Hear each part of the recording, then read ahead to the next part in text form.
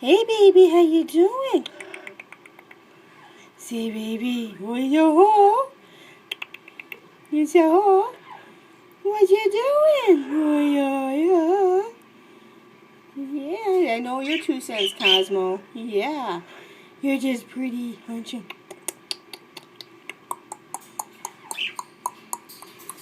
Yeah, you're doing so pretty.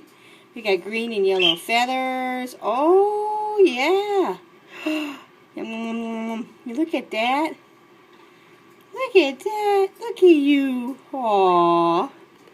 See, I can't touch you, but I can massage you with a stick with this soft little thingy. Yeah. You like that, huh? No, I guess not. Sorry. Okay. You're looking around. Mama's. Mama's right there. Pretty bird that she is. Yeah, look at you. What you doing? Oh.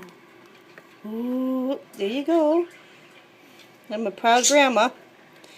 Proud grandma. Oh, she likes the corner. He likes to stand up against the corner. I don't know if it's he or she yet. No idea. It's way too young. But he's so cute. He's so cute. Oh. Now, close you up so you can get privacy, you stupid humans. Oh. Now this is the first guy that was having problems with the whole situation. So he had to be put in a penitentiary of his own until the bird is big enough, or the baby's big enough. And this guy decided that he was not going to let anything happen and no birds were going to be fed. Well, took care of that situation. Learned from that. Wow. Okay, you guys have to just take it easy. You never know what happens with nature. You really don't. Stop hiding. Yep. And here's the infamous Cosmo. Yep. And Cos. Yo, I know. There's Cos. The other crazy parrot we have. She's been with us for same length as Cosmo, but she's younger. Yep, stretch those wings. Right?